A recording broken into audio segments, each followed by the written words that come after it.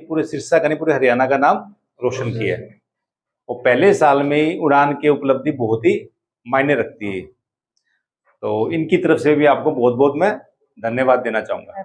अब मेरा पर्पज ये है कि जो जो तुम्हारे क्वेश्चन है, जो जो आपके क्वेश्चन है, उसको आप एक एक करके पूछिए और जो भी अपनी जिज्ञासा है वो सारी पूरी कर लीजिए। देखिए, क्योंकि बाद में ये हाथ में नहीं आनी जल्दी से। ठीक है, तो कोमल को बहुत बहुत मैं बधाई देना चाहूंगा।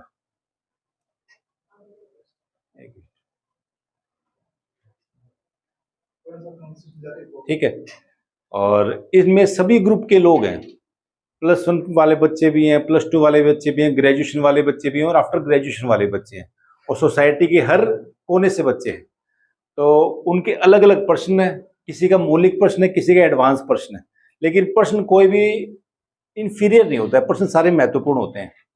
तो प्रश्न करते समय आप संकोच मत कीजिए, आप शर्म मत कीजिए, जो आपके मन में है वो सभी चीज आप इससे पूछ सकते हैं, क्योंकि कोमल उसी प्रोसेस में जा चुकी है, उसी प्रकार सेटबैक लग चुके हैं। तो जीवन का काम ही ये है कि अगर सेटबैक भी लगते हो तो आप उसको कैसे काउंटर करके उसको रेक्टिफाई करते हो। तो कोमल ने चीजों को रेक्टिफाई करते करते करते आज इस स्तर पे पहुंची कि आज हम इनको गेस्ट के रूप में बुलाना पड़ गया। ठीक है, और आप सब तो कोमल को जानते हो, वैसे कोमल पहले भी आपकी क्लास ले चुकी है वैसे। ठीक है, तो आप कोमल से आप जो भी क्वेश्चन पूछना चाहे पूछ सकते हो फ्री होकर। ठीक है, आइए, बाद में फोटो सेशन भी होगा। ठीक है ना? किसी का कोई क्वेश्चन? पहले आप अपने बारे में बता दीजिए, आपने कैसे किया, उसके बाद फिर क्वेश्चन रेज करेंगे। मेरा नाम कोमल है। मैंने सिरसा से ही कंप्लीट स्टडी करी है। 12th क्लास तक मेरा महाराजा अग्रसेन स्कूल ही रहा है, और ये यूपीएससी में मेरा 3rd अटेम्प्ट था। पहले 2 अटेम्प्ट में मेरा प्रीलिम्स नहीं हुआ था, और इस अटेम्प्ट में मेरा फर्स्ट मेंस और फर्स्ट इंटरव्यू था। तो काफी सक्सेस मिल गई है इस अटेम्प्ट में मुझे। और उड़ान का क्या कंट्रीब्यूशन था आपके सक्सेस में? उड़ान आईएएस का काफी कंट्रीब्यूशन रहा है, क्योंकि ऐसा हो गया था कि काफी टॉपिक्स को स्टडी करने में सर ने मेरी हेल्प करी थी। सर ने बताया कि एक टॉपिक को कैसे एनालिसिस किया जाता है, कि उसके ड्रॉबैक्स क्या है, पॉजिटिव्स क्या है, कंक्लूजन क्या है। तो सर ने काफी डाइवर्सिफाई, हमने सब्जेक्ट्स भी स्टडी करे थे, इंटरनेशनल अफेयर्स और पॉलिटी और करंट अफेयर्स जो भी चल रहा है। तो काफी कॉन्ट्रीब्यूशन रहा है उड़ान आईएएस का मेरे सक्सेस। अच्छा, जो हमारी क्लास में जो डिस्कशन हुई थी, इंटरव्यू में कैसे कैसे क्वेश्चन पूछे गए जो आपको बेनिफिट मिले? एक्चुअली क्या हो गया था कि मैं 3 साल से स्टडी कर रही थी, तो मेरा सोशल इंटरेक्शन बिल्कुल जीरो हो गया था, क्योंकि मैं एकदम एक रूम में ही बैठकर पढ़ाई करती थी। तो एकदम एकेडमिक्स में जो बुक्स में लिखा है बस वही पता था, कि प्रैक्टिकल नॉलेज एकदम नहीं पता चल रही थी कि हाँ प्रैक्टिकली कोई प्रॉब्लम है तो उसको कैसे सोल्व करना है। लेकिन सर के साथ इंटरेक्शन करते थे, हम 3-3 घंटा बैठते थे एक दिन में।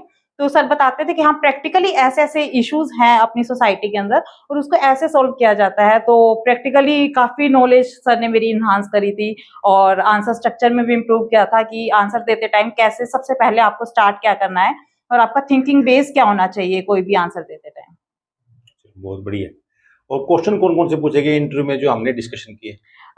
इंटरव्यू में मेरे सिरसा से रिलेटेड भी पूछे गए थे और हरियाणा से रिलेटेड भी पूछे गए थे। सिरसा से मुझसे पूछा गया था, यहाँ डेरा सच्चा सौदा है अपने, तो वाई स्टिल पीपल फॉलो डेरा सच्चा सौदा, कि उन पे मतलब केस भी हो गया था गुरुज पे, तो क्यों अभी भी लोग उनको फॉलो कर रहे हैं, और ऐसा स्टेट गवर्नमेंट को क्या करना चाहिए।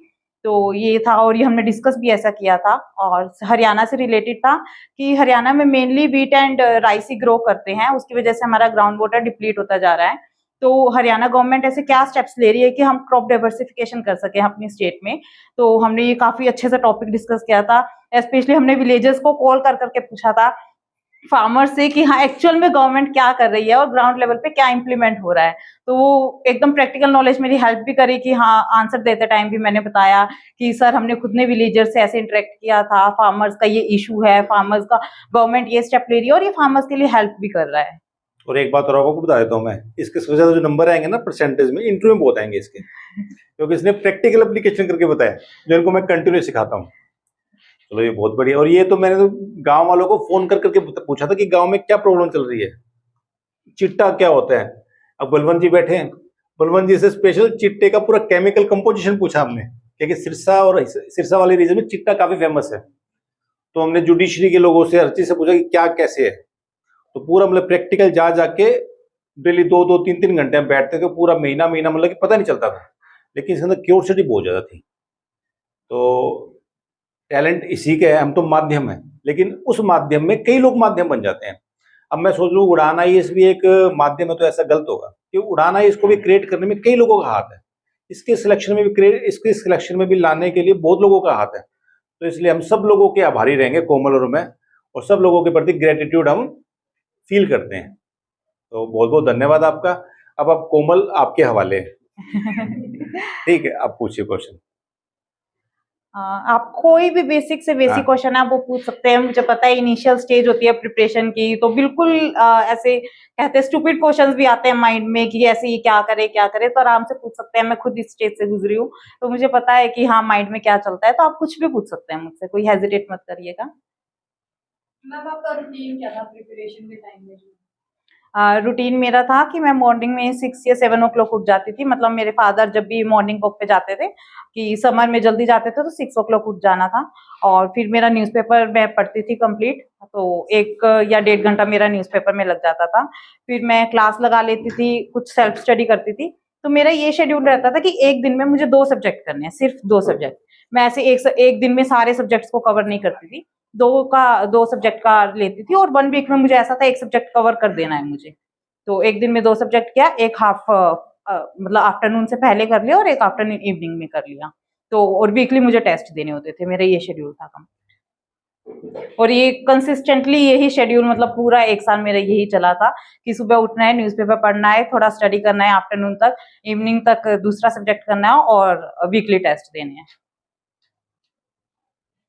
दीदी कौन सी लैंग्वेज में क्वेश्चन पूछे थे आपसे, मतलब कैसे इंटरेक्ट किया था आप लोगों के साथ इंटरव्यू में? हाँ, तो इंटरव्यू में जैसा वैसे 12th फेल में इंटरव्यू दिखाया था, वैसा बिल्कुल भी इंटरव्यू नहीं होता है। वो बहुत कोऑपरेटिव होते हैं, बहुत ज्यादा कॉर्डियल होते हैं। इवन सर ने जाते ही मुझसे सबसे पहले ये पूछा था, आपके पेरेंट्स प्रे कर रहे होंगे ना, आपके पेरेंट्स बाहर खड़े हैं? मैंने कहा यस सर। हुआ सब इंग्लिश में ही था पूरा, तो सर ने पूछा कि आपके पेरेंट्स बाहर खड़े हैं? मैंने कहा यस सर। सर कहते हैं प्रे कर रहे होंगे? मैंने कहा सर वो तो कितने सालों से प्रे कर रहे हैं कि हमारी बेटी आईएएस बन जाए। फिर सर ने पूछा आपने कितने मॉक इंटरव्यू दिए हैं? तो मैंने बताया सर को। फिर सर कहते हैं बहुत अच्छा है कि आपका लाइफ का पहला इंटरव्यू है, तो आपने मॉक प्रैक्टिस करी है। तो लाइक एक कन्वर्सेशन स्टार्ट करी पहले सर ने, एकदम मेरे को रिलैक्स किया। उसके बाद क्वेश्चन आंसर फॉर्मेट स्टार्ट किया था कि हाँ उन्होंने क्वेश्चन पूछे, और क्वेश्चन में भी एकदम कोऑपरेटिव थे। अगर आपकी वो हेल्प करते हैं, ऐसा नहीं है कि बिल्कुल ग्रिल कर देते हैं कि एक क्वेश्चन पूछा हाँ एकदम सीरियस होकर बैठे हैं। वो एकदम स्माइल करी जा रहे थे, एकदम आपको एक बच्चे की तरह ट्रीट करते हैं एक तरीके से, कि आप पेरेंट्स के साथ इंटरेक्ट करते हैं ना डेली, वैसे वाला रहता है इंटरव्यू। और कुछ दीदी आपने बीट किया सबसे पहले जाके स्माइल वगैरह कैसे स्टार्ट किया था आपने? स्टार्ट तो लाइक नॉक करना होता है डोर, और एक असिस्टेंट होते हैं हमारे साथ, तो वो ओपन कर देते हैं डोर खुद ही, तो हमें बस ऐसे एकदम स्टैंड खड़ा रहना होता है। फिर लाइक मे आई कम इन सर पूछ के एंट्री लेते हैं, और रूम बहुत सुंदर था सर का। उनकी पर्सनैलिटी सच में देखने वाली होती है यूपीएससी बोर्ड मेंबर्स की। इतने ज्यादा मतलब फेस पे उनके ग्लो होता है, और बहुत अच्छे होते हैं। पर्सनैलिटी ग्रेट पर्सनैलिटी होती है। तो मैं गई, फिर मैंने, मेरा आफ्टरनून सेशन था, तो मैंने विश किया गुड आफ्टरनून सर। फिर मैंने पूछा may I have a seat sir? तो सर ने बोला आराम से बैठो। फिर सर ने मुझसे पूछा कॉफी टी कुछ लोगे? मैंने कहा नो सर थैंक यू। फिर हमारा इंटरव्यू स्टार्ट हो गया। जो क्वेश्चन आपको आपने सही बोली?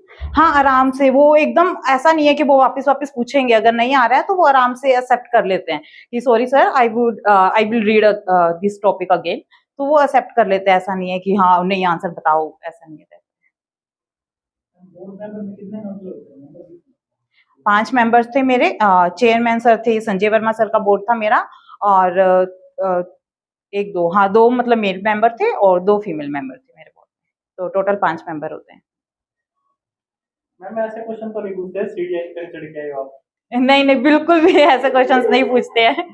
वो पूछते भी है तो एकदम फन के लिए पूछते हैं कि हाँ आराम से मजाक कर रहे हैं, ऐसा नहीं रहता है। तो लेकिन ऐसे क्वेश्चन मुझसे तो नहीं पूछे गए थे। मुझसे तो एकदम जनरल अफेयरनेस के क्वेश्चन पूछे गए थे, करंट अफेयर से भी, हरियाणा स्पेसिफिक, सिरसा से रिलेटेड। तो ये ऐसे क्वेश्चन पूछे गए थे मुझसे। अच्छा ऐसा नहीं पूछता इस क्लास में कितना एमएल पानी है? नहीं नहीं नहीं बिल्कुल भी ऐसा क्वेश्चन नहीं पूछा था। मैम आप स्टडी रूटीन में बाहर भी जाते थे डेली या फिर घर में रहते थे? डेली तो बिल्कुल भी नहीं जाती थी। मतलब मेरा ऐसा होता था 15 डेज के बाद मेरा अपना भी माइंड ऐसा हो जाता था कि आगे और स्टडी नहीं होगी, तो फिर मैं एक दिन का ब्रेक ले लेती थी उसमें, या पापा के साथ चली जाती, मतलब पेरेंट्स के साथ बाहर चली गई या फ्रेंड्स के साथ चली गई। तो उस दिन एकदम इंजॉय करना है, उस दिन फिर पढ़ाई नहीं करनी है, एकदम इंजॉय करना है, बाहर घूमो, जो खाना पीना है खाओ। फिर उसके बाद फिर 15 डेज फिर स्टडी करी। तो मतलब ऐसा होता था एक मंथ के अंदर मैंने 2 ब्रेक्स ले लेती थी, 2 से 3, जिसमें मैं बिल्कुल पढ़ाई नहीं करती हूँ। न्यूज़पेपर उसमें पढ़ना होता है, बाकी स्टडी छोड़ देती थी। और मैम डेली कितने घंटे सोते हैं? सोते मैं कंप्लीट 8 घंटे, मतलब कोशिश करी थी मैंने 8 घंटे से कम करने की नींद, लेकिन मुझसे नहीं हो पाई थी। तो मैंने 8 घंटे ऐसे रखा था कि 8 घंटे मैं प्रॉपर सोऊंगी और फिर रेस्ट ऑफ द टाइम मैं पढ़ाई करूंगी और खाना पीने का ऐसे चलेगा। मैम ये जरूरी है कि कमरे में बंद रह के 8-10 घंटे लगातार बैठ के? नहीं, बिल्कुल भी ऐसा तो नहीं है कि डेली आप पढ़ते रहेंगे, क्योंकि माइंड है ये भी एग्जॉस्ट हो जाता है थोड़े टाइम के बाद। तो एक ऐसा है कि जैसे डिनर कर रहे हैं तो बुक्स को छोड़कर फैमिली के साथ बैठो, डिनर कर रहे हैं, लंच कर रहे हैं, ब्रेकफास्ट कर रहे हैं, फैमिली के साथ बैठो और पढ़ाई से हट के बात करनी है, पढ़ाई से रिलेटेड कोई बात ही नहीं करनी है उसमें। अगर आप 1 घंटे का कोई लंच कर रहे हो या डिनर कर रहे हो तो आराम से खुल चिल होकर बात करो। अगर आपको कोई टेंशन है तो पेरेंट्स के साथ डिस्कस करो, सिबलिंग्स के साथ डिस्कस कर लो। तो 1 घंटा बस ऐसा होता था कि कोई पढ़ाई से रिलेटेड बात नहीं होगी, बाकी सब ऐसे चिल वाली बात होगी, तो माइंड रिलैक्स हो जाता था एकदम। मैम जैसे कि हम एक स्पेसिफिक सब्जेक्ट पढ़ते हैं, उसको कितना टाइम देना चाहिए मतलब रीड आउट करने के लिए? जैसे आप कह रहे हो कि एक दिन में 2 सब्जेक्ट करने, तो एक सब्जेक्ट को कितना टाइम? वो मैटर करता है, जैसे फर्स्ट टाइम अगर आप कोई बुक रीड कर रहे हो, लाइक लक्ष्मीकांत आप फर्स्ट टाइम पढ़ रहे हो, तो वो टाइम लगेगा आपको रीड करने में भी, क्योंकि कंटेंट भी नहीं समझ आता है, तो काफी टाइम भी लग जाता है उस बुक को कंप्लीट करने में। लेकिन वो धीरे धीरे धीरे रिवीजन के साथ वो टाइम अपना प्रोड्यूस हो जाता है। तो आप कोशिश करो कि एक सब्जेक्ट पढ़ रहे हो तो 5 से 6 घंटे एक सब्जेक्ट को दे लो, ताकि, क्योंकि ऐसा होता है कि आप इनिशियल बुक लेके बैठे हो तो थोड़ा इंटरेस्ट बनने में टाइम लग जाता है। ऐसा नहीं होता आपने पढ़ा और एकदम माइंड में जाने लग गया, ऐसा नहीं होता है। तो पहले आराम से बुक के साथ बैठो, थोड़ी देर माइंड में फोकस करने की जरूरत है। तो 5 से 6 घंटे मैं एक सब्जेक्ट को देती थी, फिर स्विच करती थी दूसरे सब्जेक्ट पे। सबसे पहले तो आपको हार्दिक शुभकामनाएं। थैंक आपको यू। और आपकी फैमिली को। मेरा क्वेश्चन ये है कि मतलब इतना सारा सिलेबस, इतना वाइड सिलेबस है, इतने सारे सब्जेक्ट्स हैं अपने सिलेबस में, तो उसको एक मतलब सारा कुछ पढ़ना उसमें काफी टाइम लग जाता है, फिर उसको रिकॉल भी करना होता है, तो वो सारा कैसे करें? तो क्योंकि मतलब जैसे मान लो 1-2 सब्जेक्ट पढ़ लेंगे, उसके बाद वो कंप्लीट हो गया, उसके बाद 2 सब्जेक्ट पढ़ेंगे, फिर क्योंकि वो नया पढ़ेंगे तो फिर पिछला भी आप भूल जाते हैं ना, उसको फिर कैसे रिकॉल करें सबके लिए? तो इसी में ये कंसिस्टेंसी हेल्प करती है कि बीच में छोड़ो मत एक सब्जेक्ट को। अगर आप 3-4 दिन पढ़ रहे हो, उसका हाथों टेस्ट दे दो एक, कि ऐसा ना हो कि अगले हफ्ते मैं टेस्ट दूंगा, हाथों एक टेस्ट दे दो। आपको वीक पॉइंट्स और स्ट्रेंथ पता चल जाती है कि हाँ ये टॉपिक मैंने पढ़ा था तो ये स्ट्रेंथ है मेरी, इसमें क्वेश्चन सही हुए हैं और इससे गलत हुए हैं, तो वापस उसी सब्जेक्ट को लेके बैठो, ताकि एक सब्जेक्ट को आप स्ट्रॉन्ग बना लो। आपके मतलब ऐसा हो जाएगा, खुद को भी कॉन्फिडेंस हो जाता है, हाँ पॉलिटी मेरी कंप्लीट है, इसका मैंने टेस्ट भी दे दिया और काफी स्टडी भी कर ली है। तो आप रेगुलर टेस्ट देते रहोगे ना तो वो रिकॉल अपना आप होते रहेंगे सब्जेक्ट्स के। तो जितना, जैसे आप पहले इनिशियल डेज में 15 डेज अगर पॉलिटी कर रहे हो तो नेक्स्ट रिवीजन में आप उसका टेस्ट दो, नेक्स्ट रिवीजन में आप उसको वीकली ले आओ, 1 वीक में ये आपको कंप्लीट पॉलिटी करनी है, फिर एक टेस्ट दो, फिर उसको आप 4 डेज में ले आओ कि 4 डेज में पॉलिटी कंप्लीट करनी है। तो जो आप टॉपिक पढ़ रहे हो ना तो उसको रेगुलर रिवीजन करते रहना चाहिए। तो आईपीएस या आईएआरएस बनने के बाद सबसे ज्यादा बड़ी प्रायोरिटी क्या होगी आपकी? वुमेन एम्पावरमेंट सबसे ज्यादा मेरी रहेगी, वुमेन एम्पावरमेंट एंड एजुकेशन। मेरा यही मोटिव रहेगा कि एजुकेशन सबको मिले, चाहे वो छोटे छोटे प्राइमरी स्लम एरियाज में होते हैं, प्राइमरी स्कूल्स के स्टूडेंट्स होते हैं, तो मैं चाहती हूँ कि सबको एजुकेशन मिले और वुमेन एकदम जहाँ भी जाए एकदम सेफ रहे, सिक्योर फील करे। तो वुमेन एम्पावरमेंट का मेरा रहेगा सर। और तैयारी कब से स्टार्ट किया आपने? मतलब कि बेसिक तैयारी कब से स्टार्ट की? जैसे ग्रेजुएशन के बाद की या ग्रेजुएशन से पहले की? हाँ, मैंने ग्रेजुएशन के बाद ही स्टार्ट करी थी सर, कोविड टाइम में मैंने स्टार्ट करी थी कि लेकिन दिमाग में कब आया कि मुझे तैयारी अब करनी चाहिए? सर मैं एम तो यही लेके गई थी, मेरा मतलब 11th-12th कॉमर्स में था और मैंने ग्रेजुएशन बीए में करी है। तो मेरा एम था कि मैं ग्रेजुएशन के साथ तैयारी कर लूंगी, लेकिन मेरा कॉलेज का शेड्यूल ऐसे हेक्टिक हो गया था, मुझे पता चल गया था कि मेरा साथ साथ तैयारी नहीं होगी, तो मैंने ग्रेजुएशन के बाद ही फिर एकदम कंप्लीट फोकस करके लेकिन study लगता नहीं करी। कि ग्रेजुएशन से पहले तैयारी स्टार्ट कर देनी चाहिए ताकि बेसिक तो क्लियर हो जाए, ताकि टाइम वेस्टेज ना हो बाद में? हाँ, अगर आपका टाइम शेड्यूल मैनेज हो पाता है तो आराम से आपको ग्रेजुएशन के टाइम में स्टार्ट कर दीजिए। आपको लग रहा है कि बर्डन नहीं है, आराम से आप कुछ एक्टिविटीज कर सकते हो, तो जरूर पहले तैयारी स्टार्ट कर दो, क्योंकि जनरल अवेयरनेस एक टॉपिक के बारे में होती रहेगी तो काफी हेल्प करती है वो लेटर। और मोटिवेट रखने के लिए क्या किया जाना चाहिए? मोटिवेशन तो मैं कहूँगी कि सेल्फ मोटिवेशन ही ज्यादा इम्पोर्टेंट रहती है, क्योंकि बाहर से आप मोटिवेशन लाइक पेरेंट्स से या कोई टीचर से लेते हैं तो वो काफी टाइम तक आपको ऐसा लगता है कि हाँ ज्ञान ही दे रहे हैं तो सेल्फ मोटिवेशन रखिए, एक एम रखिए कि मैंने क्यों सिलेक्ट करा है, मतलब ये क्यों बनना है मुझे, तो मोटिवेशन रखिए और डिसिप्लिन ज्यादा इम्पोर्टेंट है। पूछो क्वेश्चन। मैम आपको किससे इंस्पिरेशन मिली कि मुझे इसी फील्ड में जाना है? एज सच मेरा कोई इंटरेक्शन था नहीं सिविल सर्वेंट्स का। मैं न्यूज़पेपर में एक्चुअल में जब मैं 11th-12th में थी तो न्यूज़पेपर पढ़ते थे, तो देखते थे हमेशा न्यूज़पेपर में आता था डीसी साहब ने ये किया, डीसी ने वो किया, तो मैं पापा से पूछती थी। मुझे इतनी अवेयरनेस नहीं थी क्योंकि मैं कॉमर्स में थी तो आर्ट्स बैकग्राउंड में रहता है थोड़ा, तो मैं पापा से पूछती, पापा ये डीसी है कौन, एक्चुअल में क्या है, तो पापा ने काफी बताया कि इनकी ऐसे ऐसे अपॉर्चुनिटीज होती है, ये सारे एरिया में काम करते हैं। तो तब से मेरा ऐसे इंटरेस्ट हो गया था। फिर मैंने स्टडी भी करी, इनका रोल क्या होता है, रिस्पॉन्सिबिलिटीज क्या होती है एक डिस्ट्रिक्ट डीसी की, तो मेरा ऐसा एम बन गया था कि हाँ मुझे यही बनना है। लेकिन आपने एक चीज जानी, इस बीच में इसने बोला कि जो इसका मेन मोटिव है ना सोशल वेलफेयर है, तो तैयारी करने से पहले आपको अपने अंदर झांक के देखना होगा कि मेरा पर्पस क्या है लाइफ का।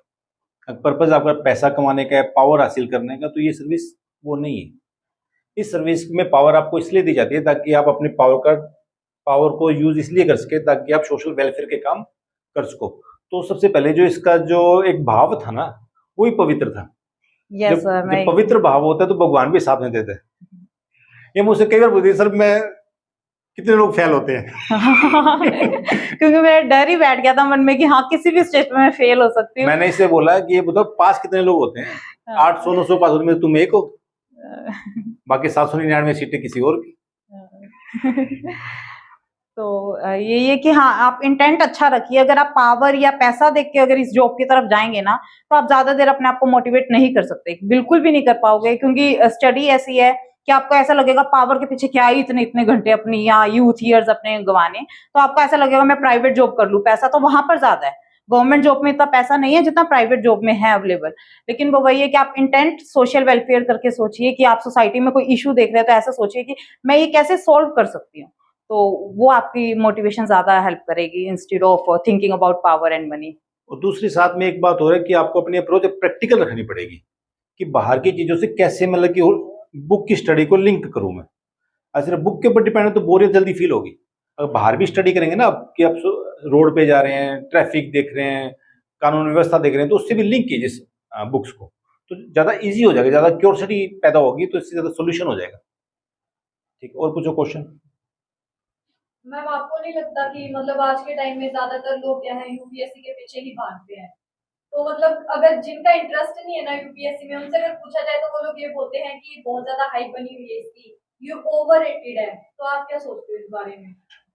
मैं बिल्कुल यही कहूंगी कि पहले खुद एनालिसिस कर लो। अगर आपके पेरेंट्स चाहते हैं आप ये करो और आपके अंदर खुद के अंदर बिल्कुल मोटिवेशन नहीं है कि मैं पढ़ाई कर सकती हूँ इतने टाइम में और मुझसे होगा या नहीं होगा, मतलब अंदर से कोई मोटिवेशन नहीं है आपकी ये सर्विस करने की, सिर्फ आपके पेरेंट्स चाहते हैं और आप करने लगे हो, तो प्लीज मत करो, क्योंकि बहुत मुश्किल है जब तक आपके अंदर से वो आग नहीं जगती ना कि मेरे को पेपर क्लियर करना है, तब तक आप इतना लंबा, मतलब 1 साल आपको पढ़ाई करनी है, 1 साल आपको सिर्फ पेपर ही पेपर देने, तो वो इतना लंबा प्रोसेस है इसका। तो सेल्फ मोटिवेशन बहुत ज्यादा इंपॉर्टेंट है कि अंदर से वो आग जगनी चाहिए, नहीं मुझे पेपर क्रैक करना है।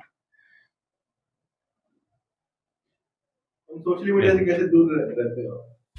हाँ, सोशल मीडिया अपना भी इंटरेस्ट खत्म होने लग जाता है, लाइक मैं कहीं जा ही नहीं रही हूँ तो मैं सोशल मीडिया पे क्या अपलोड करूंगी, तो सोशल लाइफ ही खत्म हो गई थी एक तरीके से। रूम में बैठे हैं, डेली आपके हाथ में सिर्फ बुक्स ही है, तो धीरे धीरे इंटरेस्ट खत्म हो जाता है क्योंकि खुद की लाइफ में कुछ चल ही नहीं रहा होता है, सिर्फ रीडिंग बुक्स ही होती है, तो वो अपना इंटरेस्ट खत्म होता होता फिर चला ही जाता है सोशल मीडिया का। मैम जैसे जीएस के 4 पेपर्स होते हैं, तो उसमें अगर आपको वेटेज देनी हो भाई कौन सा सब्जेक्ट ज्यादा स्कोरिंग है, तो उसमें आप कौन सा मतलब फर्स्ट प्रेफरेंस रखोगे? GS4 है, काफी स्कोरिंग सब्जेक्ट है, अगर आप उसको मतलब कम टाइम में हाई स्कोर कर सकते हो, GS4 ऐसा है, क्योंकि एथिक्स का सिलेबस बहुत कम, एकदम डिफाइंड सिलेबस दे रखा है जो यूपीएससी ने दिया है। अगर आप उसको 1 महीना भी दे दोगे, एकदम अच्छे से 1 महीना दे दोगे, तो वो आपका कंप्लीट है GS4, और आप आराम से अच्छे स्कोर भी कर सकते हो GS4 में। GS3 उसका अपोजिट है, जितना पढ़ोगे स्कोर आप मतलब 100 क्रॉस करना बहुत मुश्किल है GS3 में, तो GS3 सबसे डिफिकल्ट पेपर है मैं कहूंगी, और GS2 फिर इजी है क्योंकि पॉलिटी है उसमें ज्यादा और इंटरनेशनल अफेयर्स है, और इसमें जनरली हमारा इंटरेस्ट भी होता है, क्योंकि करंट अफेयर इसी पे बेस्ड होते हैं। GS1 भी अच्छा है, अगर आप पढ़ोगे तो मार्क्स आ जाते हैं, जितना आप उस पे आर्स दोगे तो आपके मार्क्स आ जाते हैं। मैम एनसीईआरटी पढ़नी सारे सब्जेक्ट्स की तो एनसीईआरटी पढ़नी जरूरी नहीं है। हाँ, लाइक ज्योग्राफी की बहुत इंपॉर्टेंट है 11th और 12th की, और सफिशिएंट है। जितनी बस एनसीईआरटी में दिया, अगर आप उसको ही अच्छे से स्टडी करके चले जाओगे तो काफी है। एंशिएंट इंडिया की RS शर्मा है एनसीईआरटी, वो भी सफिशिएंट है, सिर्फ एनसीईआरटी ही करनी है और कोई बुक नहीं करनी है। तो लेकिन पॉलिटी के लिए लक्ष्मीकांत करो इंस्टेड ऑफ रीडिंग एनसीईआरटी, क्योंकि वहाँ सिविल सर्विस ऐसा समथिंग कुछ बुक्स आती है एनसीईआरटी की, तो वो इतनी रेलेवेंट नहीं है, तो उसके लिए लक्ष्मीकांत अच्छी है। आपको क्या लगता है कि आपकी क्या गलतियां रही कि आपका पहले दो एक्सपीरियंस नहीं है? मेरे पास डायरेक्शन नहीं थी, मैं एकदम डायरेक्शन लेस स्टडी कर रही थी। पढ़ती थी, ऐसा नहीं था कि पढ़ नहीं रही थी, पढ़ती थी लेकिन अपनी मन मर्जी से। मतलब आज वो पॉलिटी पढ़ने का मन करा, पॉलिटी पढ़ लिया, हिस्ट्री पढ़ने का मन कर रहा है, और वो गलत डायरेक्शन में पढ़ी जा रही थी।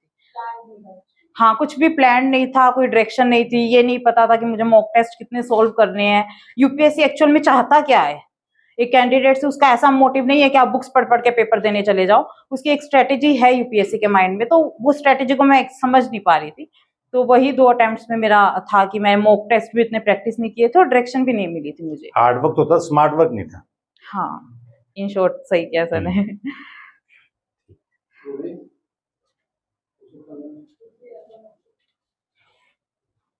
जैसे आपने कॉलेज के बाद में स्टार्ट किया, जैसे हमारा कॉलेज है तो इसके साथ कैसे मैनेज किया जाता है? हाँ, अब सिरसा का मतलब मैंने कॉलेज दिल्ली यूनिवर्सिटी से किया था, तो वहां पर तो काफी टाइट शेड्यूल रहता था, लेकिन सिरसा में मुझे नहीं लगता है, मतलब अगर आपको पता है शेड्यूल अपना, तो उसके साथ आप मैनेज कर लो। क्या सब्जेक्ट है आपका ग्रेजुएशन में? हाँ, तो इकोनॉमिक्स तो वैसे भी हेल्प करेगा आपका, इसमें भी फाइनेंस तो इतना हेल्प नहीं करेगा, लेकिन आप उसको ऐसे ही सोचिए कि पहले कॉलेज का कर लेते हैं और फिर इसके साथ सिविल सर्विसेज की आराम से घर पे बैठकर तो प्रिपरेशन हो सकती है। कितनी देर कॉलेज रहता है आपका? हाँ, 2। हाँ, तो आप ऐसे करिए, बेस तैयार करते रहिए, अभी कोचिंग ज्वाइन कर रखिए। बेस जो सर पढ़ा रहे हैं वो रेगुलर करिए, सारी क्लासेस एकदम प्रॉपर अटेंड करना, और नोट्स जो भी सर बनवा रहे हैं उसको रिवीजन करते रहना, ताकि आपका बेस तैयार हो जाए। अगर आपको अगला अटेम्प्ट नहीं दे पा रहे हो, अगर आपकी प्रिपरेशन नहीं हुई है, तो नेक्स्ट अटेम्प्ट आप 1 साल खुद सेल्फ स्टडी करना, पूरे एकदम ग्रेजुएशन के बाद पेपर देना, तो हो जाएगा फिर आपका, कि आपका बेस तैयार होगा तो जल्दी मतलब टॉपिक्स रिवाइज हो जाते हैं। और मैंने जैसे आज आपका न्यूज़पेपर पे पढ़ा था कि आप ऑनलाइन भी स्टडी कर रहे थे और साथ में यूट्यूब से भी कर रहे थे, तो मिक्सअप सा नहीं होता है? नहीं, वो हाँ, वो ऐसा होता है कि आप बिल्कुल यूट्यूब पे आप टॉपिक सर्च करने लगेंगे तो कंफ्यूज ही होगा, कुछ नहीं होता। हाँ, तो आप 1-2 चैनल ऐसा होता है कि आप डेली कोई न्यूज एनालिसिस देख रहे हो, 1-2 चैनल को आप डेली रेफर करोगे, आपको लगेगा हाँ ये टॉपिक बहुत अच्छे से समझाते हैं, तो बस उस पर स्टिक रहिए। फिर ऐसा नहीं है डेली डेली नए नए न्यूज चैनल पे जा रहे हो, तो एक न्यूज चैनल को डेली फॉलो करिए, तो वो हेल्प करेगा। मैम फिर आपको कैसे डायरेक्शन मिली? आप कह रहे थे पहले डायरेक्शन डायरेक्शन कोचिंग से ही मिली थी, तो पूरा 1 साल पे मैंने कोचिंग ली थी, तो उससे मेरे को डायरेक्शन मिली।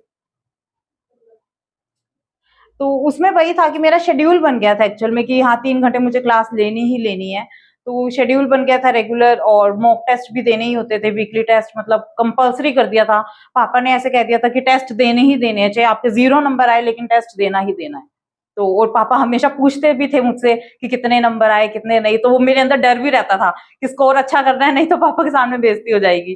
तो इसीलिए फिर टेस्ट देते गई, और फिर स्कोर भी धीरे धीरे मैंने खुद ने देखा कि इम्प्रूव होता जा रहा है मेरा, तो वो मेरा मोटिवेशन भी चलता रहा कि मैं सही डायरेक्शन में स्टडी कर रही हूँ। अब आपके तो पापा थे, आपको प्रमोट करते थे, लेकिन इनके तो पापा मैं बनवाऊं अभी। इनसे जबरदस्ती टेस्ट करवाता हूँ और हर रोज भाग जाते हैं। नहीं, आप इतनी स्टडी कर रहे हो ना, तो मैं जरूर कहूंगी टेस्ट जरूर देना। मेरी 2 अटेम्प्ट्स में सबसे ज्यादा गलती यही थी कि मैंने टेस्ट नहीं दिया था, मुझे ऐसा लगता था मैं प्रिपेयर ही नहीं हूँ, मतलब मैं कंटेंट ही पढ़ती रह गई थी 2 साल में, पेपर ही नहीं दिए। तो जरूर टेस्ट जरूर देना, बहुत इंपॉर्टेंट है टेस्ट। दीदी साइंस और मैथ किस लेवल पे आनी चाहिए? मैथ्स तो अब हाई लेवल की हो गई है, जैसे सीसेट को अगर हम देखें तो काफी डिफिकल्ट क्वेश्चंस पूछ रहे हैं, तो लेकिन आप उसमें कॉम्प्रिहेंशन पार्ट अगर आप स्ट्रॉन्ग कर लोगे, और रीजनिंग के भी क्वेश्चंस ऐसे होते हैं कि आप कर सकते हो, तो आप पीवाईक्यूज जरूर रेफर करना यूपीएससी के सीसेट के। तो अगर आप पीवाईक्यू सॉल्व कर पा रहे हो तो अटेम्प्ट हो जाएगा पेपर आराम से।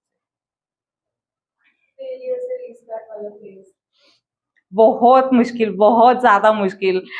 लाइक मेरे 2 अटेम्प्ट जब मैं फेल हो गई थी तो मुझे मतलब ऐसा था कि मैं एकेडमिकली अच्छी थी, स्कूल में भी टॉप करा था, तो मतलब ऐसा था फेलियर कभी लाइफ में नहीं देखा था। लेकिन मैं कहूंगी सबको फेलियर लाइफ में देखना चाहिए, क्योंकि जो फेलियर सिखाता है ना, सक्सेस नहीं सिखाती है वो चीज। तो लेकिन 2 अटेम्प्ट फेल होने के बाद पापा का मतलब मैं इतनी डिमोटिवेट हो गई थी, तो सब फैमिली वालों ने कह दिया था छोड़ दे यूपीएससी, अब और कुछ देखेंगे कि मेहनत कर ली है तूने। लेकिन फिर वही अंदर से ऐसा हो गया था मैं कुछ और भी नहीं कर सकती, यूपीएससी ही करना है।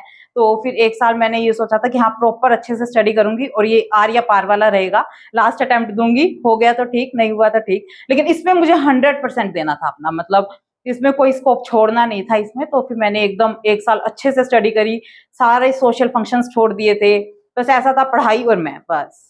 तो बस ये था कि 1 साल में अच्छे से मेहनत करूंगी, फिर देखते हैं रिजल्ट क्या आएगा। और रिजल्ट को बिल्कुल भी माइंड में मत सोचना, जितना आप रिजल्ट के बारे में सोचोगे ना उतना ही ज्यादा आपका माइंड का मतलब माइंडसेट आपका खराब होता जाएगा। कर्मण्य वादुकारस्ते माँ फलेषु कदाचन, बस ये थीम आपको अपनानी है। कर्म करते रहो, ईमानदारी से अपना एफर्ट देते रहो। निष्काम कर्म, हाँ। एकदम कर्म करना है सिर्फ, और अपने मॉक टेस्ट देते रहना। रिजल्ट जो होगा, अगर आपने सच्ची मेहनत करी है तो रिजल्ट जरूर पॉजिटिव आता है।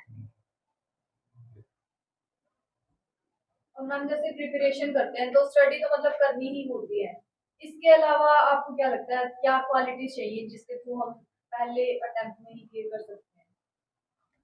मैं वही कहूंगी, एक स्ट्रेटेजी है, मतलब यूपीएससी का अगर आपको सिलेबस समझ आ गया और आपने पीवाईक्यूज अच्छे से समझ लिए हैं ना, और उसके अकॉर्डिंग आप स्टडी करोगे तो आपका आराम से फर्स्ट अटेम्प्ट में हो जाएगा। अगर एकदम ब्लाइंडली आप बुक्स के पीछे भागने लग गए कि मैं ये भी पढ़ लूँ वो भी पढ़ लूँ, तो बिल्कुल भी नहीं होगा।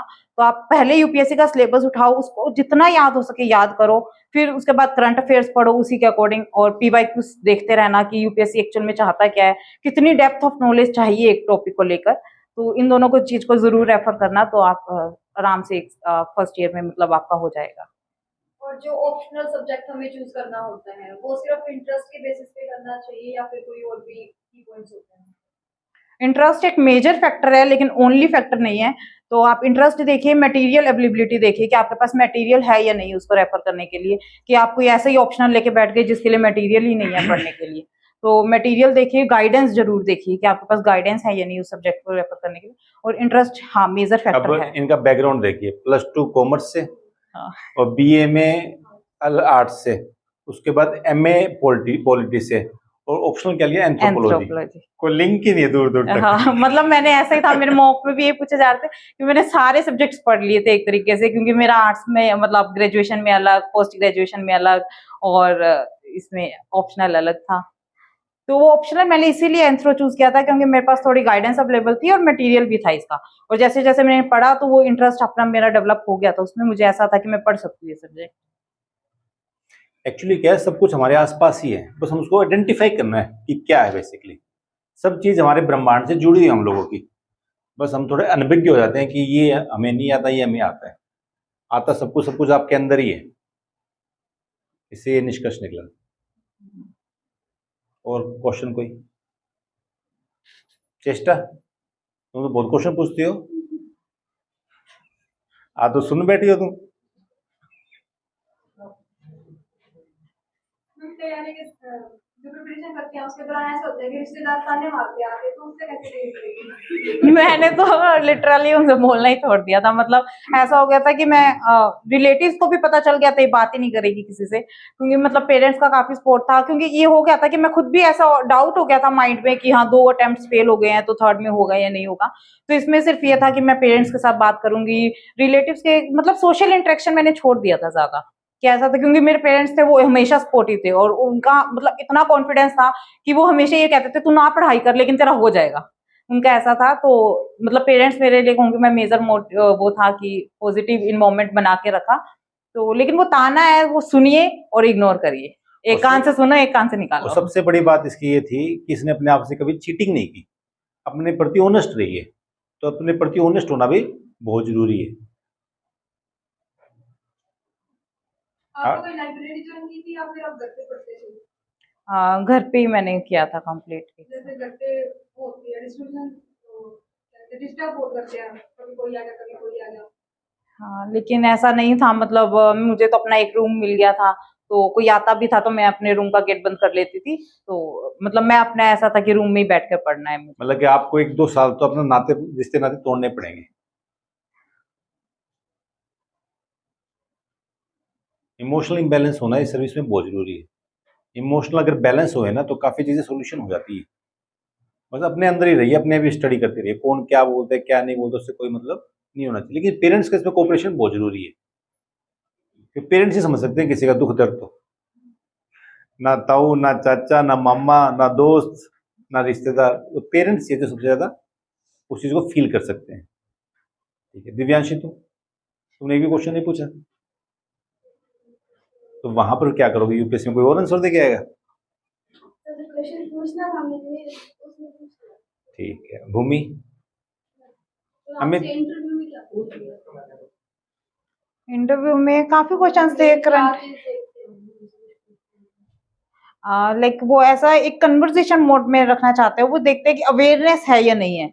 कि एक टॉपिक उठाया, लाइक मैंने भंगड़ा भरा था मेरे डांस के अंदर, तो भंगड़ा से हम असम, केरला, पता नहीं कहाँ कहाँ चले गए थे, क्योंकि जो मैं आंसर दे रही थी वो नेक्स्ट क्वेश्चन उसी में से पूछ रहे थे। मतलब जो हमारी हॉबीज डालते हैं वो उसके रिलेटेड क्वेश्चन पूछते हैं। हाँ, हॉबीज तो काफी इंपॉर्टेंट है, क्योंकि वो स्टार्ट उसी से करते हैं, क्योंकि उन्हें लगता है आप कंफर्टेबल हो इस एरिया में। अगर वो एकदम से आपके इकोनॉमिक्स के क्वेश्चन पूछने लग गए तो एकदम बर्डन हो जाता है माइंड पे भी। तो वो एकदम बेसिक क्वेश्चन आपके हॉबी से पूछते हैं, ताकि आपको इंटरेस्ट लगे, आप हैप्पी हैप्पी उसका आंसर दे सको। तो जो हमने ऑप्शनल सब्जेक्ट चूज किया उससे भी हाँ, उससे भी क्वेश्चंस पूछे थे, मेरे एंथ्रो से भी पूछे थे। तो और करंट अफेयर्स के भी पूछे थे, इंटरनेशनल अफेयर्स के भी पूछे थे, सिचुएशन बेस्ड क्वेश्चंस भी थे। ऐसे काफी क्वेश्चंस तो काफी पूछे थे। जैसे कुछ नहीं आते तो कुछ आंसर नहीं आते थे। हाँ, तो फिर मैंने बोल दिया था sir I don't know, I will read about it. तो ऐसा बोल के हो जाता है। अगर वो भी कुछ देना चाहते हैं तो वो खुद आंसर दे देते हैं ऐसे कि आप हाँ ऐसा कर सकते हो, ऐसा कर सकते हो। तो काफी हेल्प करते हैं। सबसे पहले तो वो आपको कंफर्ट फील करवाते हैं, कि कंफर्ट हो जाए। कंफर्ट होने पे क्या होता है, बंदे के अपने अपने विचार अपने आप आने लगते हैं। अगर आप टेंस में होंगे, टेंशन होंगे, तो विचार उतने नहीं आ पाते। तो कंफर्ट फील करने से पूरी पर्सनैलिटी उनके सामने आ जाती है। उनको 30 से 40 साल का एक्सपीरियंस होता है। वो तो हाँ, आपको ऑनेस्टी सबसे इम्पोर्टेंट है। वो मतलब आप एक झूठ बोलोगे, वो 5 सेकंड के अंदर आपका झूठ पकड़ सकते पकड़ हैं। लेंगे। उसमें इनकी उनके अंदर इतनी कैपेबिलिटी है।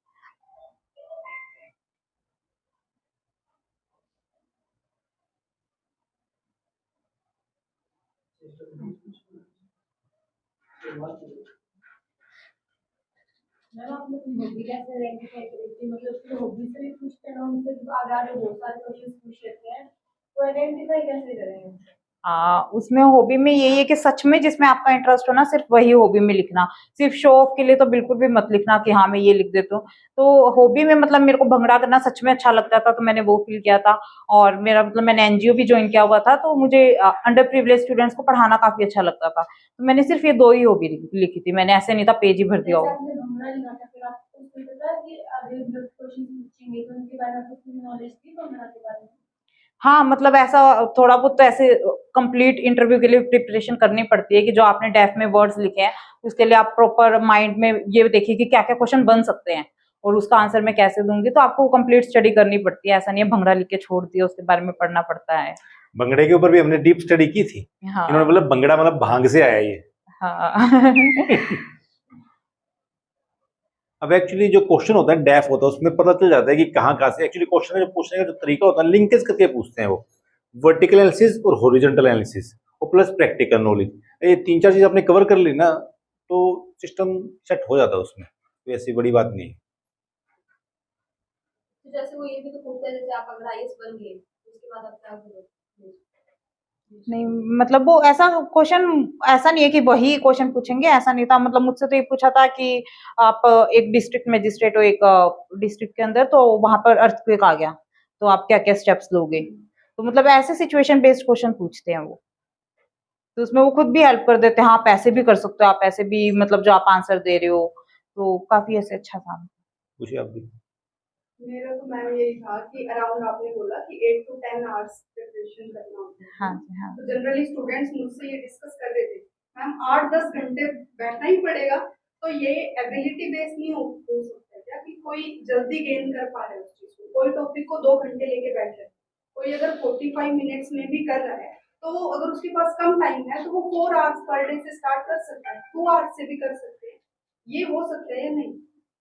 हो सकता है, लेकिन मैं आपको मोटा मोटा मतलब ब्रेकअप करूँ 8 से 10 घंटे का, 3 घंटे की क्लास होती है डेली, एक घंटे का न्यूज़पेपर, 4 घंटे हो गए। और फिर उसके बाद आप करंट अफेयर्स पढ़ोगे डेली, मतलब जो मैगजीन आती है, मंथली मैगजीन्स आप पढ़ते होगे, क्योंकि प्रीवियस ईयर के मतलब ऐसा होता है कि आप अब जो करंट अफेयर न्यूज़पेपर में पढ़ रहे हैं, लेकिन पास्ट मंथ के भी तो पढ़ने पड़ेंगे ना, तो वो रिवीजन करने के लिए आपको 1 से 1.5 घंटा लग जाएगा। फिर आपको ऑप्शनल के लिए पढ़ाई करनी पड़ेगी, फिर आपको जीएस के लिए पढ़ना पड़ेगा। तो ऑन एन एवरेज वो 8 से 10 घंटे हो ही जाएंगे अगर आप डेली ये शेड्यूल That is रखते हैं तो। included with newspaper. यस, कि आप जो न्यूज़पेपर को रिवीजन टाइम दे रहे हैं वो इंक्लूड करके इंक्लूड, 8 घंटे हाँ, मैंने कंप्लीट तो वो बताया। पर्टिकुलर न्यू जो सिलेबस कवर अप करेंगे that is major 3 to 4 hours. हाँ, है ना? हाँ, वो कह सकते हैं कि हाँ, मतलब एक टॉपिक को पढ़ने में 3 तो to 4 आवर्स। न्यू करने वाले हैं that is 3 to 4 hours. 3-4 hours, हाँ।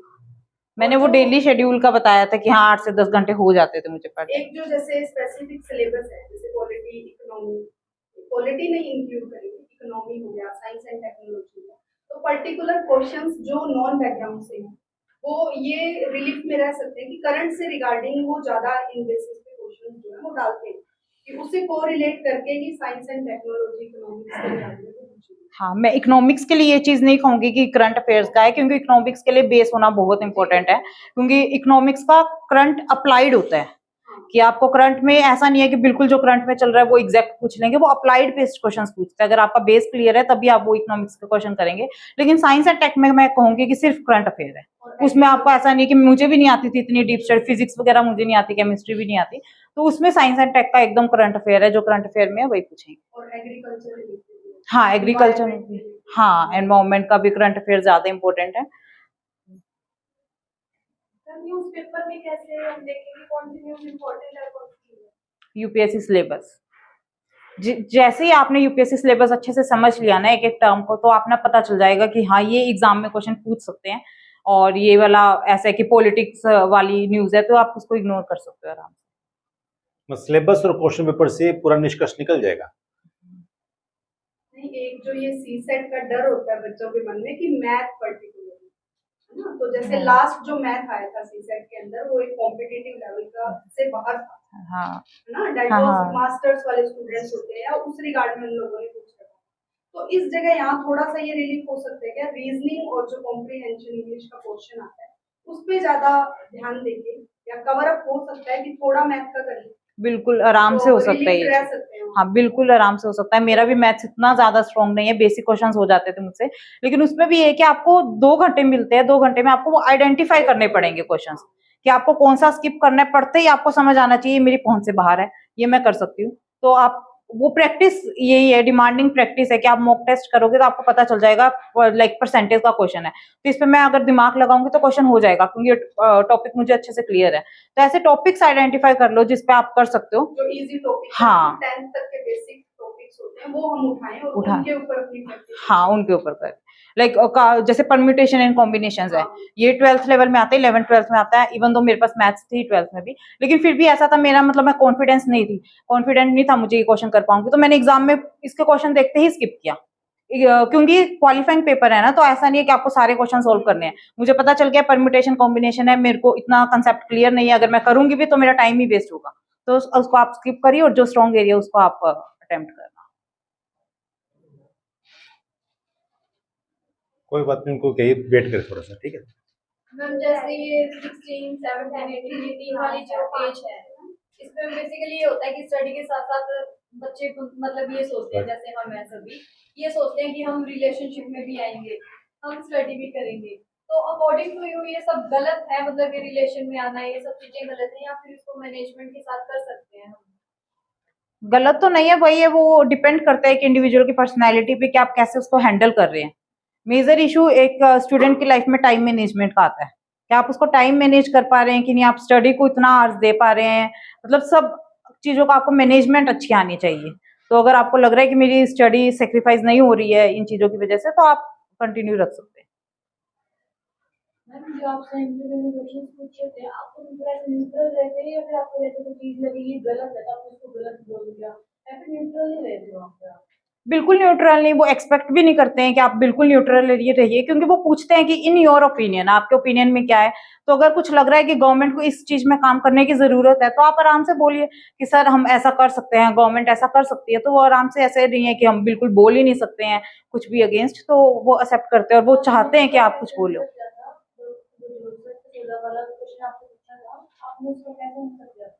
मैंने उसका यही दिया था कि सर सबसे पहले तो पब्लिक अवेयरनेस सबसे ज्यादा इम्पोर्टेंट रहेगी। हमें लोगों को ये बताना होगा कि ऐसी रॉन्ग प्रैक्टिसेस ऐसे लाइक फॉलो हो रही है इनमें। तो सबसे पहले पब्लिक को अवेयर करो, और फिर स्टेट के अंदर स्टेट को, मतलब लाइक गवर्नमेंट को इतना कॉन्फिडेंस बिल्ड करना चाहिए पीपल के अंदर कि वो ऐसे डेरा सच्चा सौदा, मतलब ऐसे कोई डेरा के पास जाने की बजाय स्टेट के पास आए। लाइक उनको कोई सोशल हेल्थ इश्यूज है तो वो ब्लाइंडली फॉलो करने लगते हैं कि हम इस बाबा के पास जाएंगे तो वो हमें ये दवाई देंगे, हम सही हो जाएंगे। तो वो ये नहीं है कि लोगों को अवेयर करो कि आप गवर्नमेंट हॉस्पिटल में जाइए, फ्री इलाज करवाइए, तो आपको ये प्रॉब्लम गवर्नमेंट सॉल्व करेगी इंस्टेड ऑफ गोइंग टुवर्ड्स ये बाबाज वगैरह। हाँ।